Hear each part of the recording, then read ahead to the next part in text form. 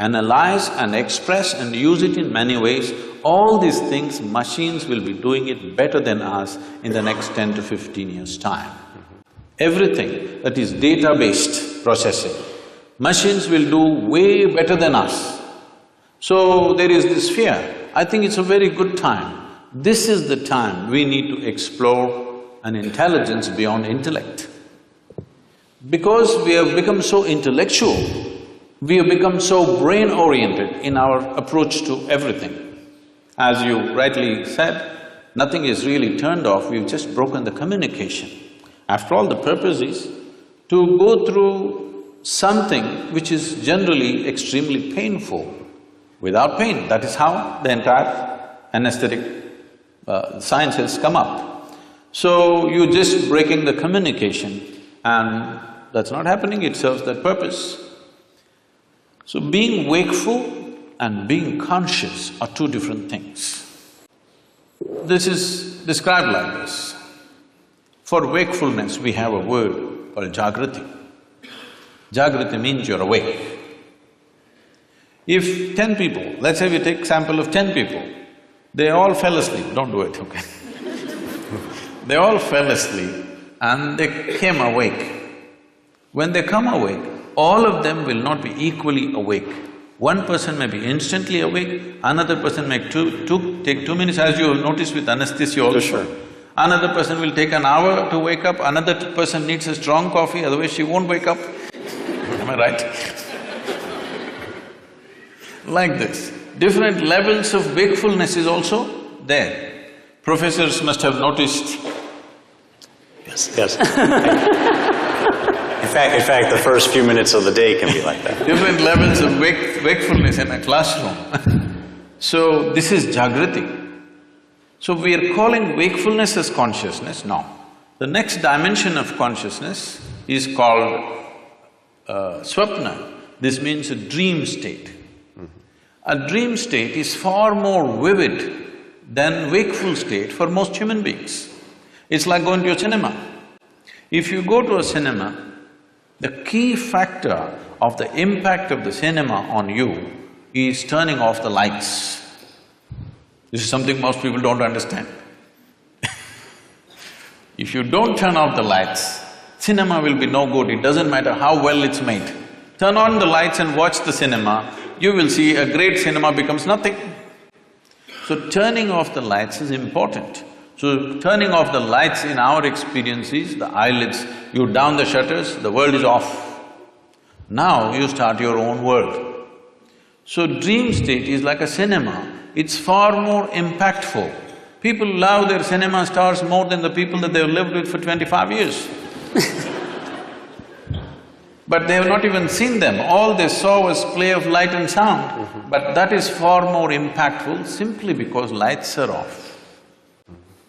So, eyelid is that, if you roll it down, light should be off, world should be closed. But right now, the problem is this mental faculty has not been taken charge of, so it's running wild all the time with eyes closed. So this dream state is considered a more powerful state than Jagrati. Jagrati or wakefulness is important for performing action in the world. But for human consciousness, in terms of profoundness of experience, dream is always more profound than walking on the street. Yes, most of you have experienced this. The next state is called a susupti. Susupti means it is a dreamless state. But there are dimensions of consciousness that you're aware of. It's a totally dreamless sleep state, but you're aware. There is no picturization, there is no video running in your mind, there are no pictures, there are no people, there are no words, but you're conscious in your sleep. This is a very powerful state. If you really want to manifest something in your life, this is something to be explored. And the next one is called as Turya. This is consciousness, where there is no memory involved of any kind. Essentially in the yogic sciences, we are looking at consciousness as an intelligence beyond memory. If there is memory, memory is considered a boundary in the sense, this is one person, this is another person, simply because this embodies one kind of memory and that embodies another kind of memory. This has become one kind of person, this has become another kind of person. Essentially, it is in the memory. Memory does not mean just what I remember and you remember. Genetic memory is there, evolutionary memory is there, elemental memory is there, atomic memory is there, karmic memory is there.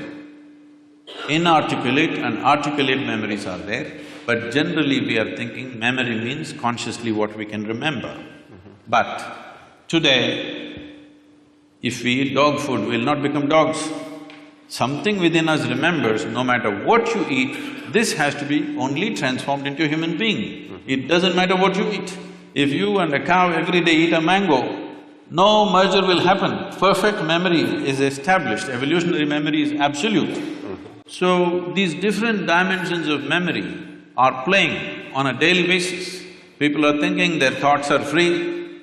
It's a joke because your memory is determining everything. So, largely in one single word we call this karma. Karma means the residual impact of all the memory that you have, how it is impacting every thought, every emotion, every action, the very way you sit and stand.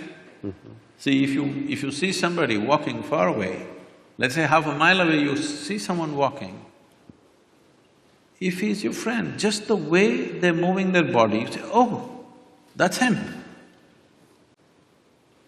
There are 7 billion plus people, but this particular man walks in a unique way, all right? Just two-leg walking, everybody walks, but still it is so unique. So this is what we are referring to as karma, that the residual impact of memory, varieties of memory. We recognize memory as 8 basic forms of memory, which are determining how you are right now. The very way you sit, stand, breathe, understand, perceive life is determined by this memory. But there is an intelligence beyond memory, which we call as Turiya or Chitta. This is consciousness. Now, every one of us is conscious. The question is only of degree. Even a rock is conscious, a dog is conscious, a pig is conscious. The question is only of degree, how conscious. Even among us, how conscious is different from person to person. So, this degree of consciousness determines everything. Now, if we have to give an analogy, what is memory is like, I'm sure every one of us at some stage in our life, I don't know if you're still doing it, we blew soap bubbles. Did you? Hello? Come on, everybody raise their hand for anesthesia. Did you?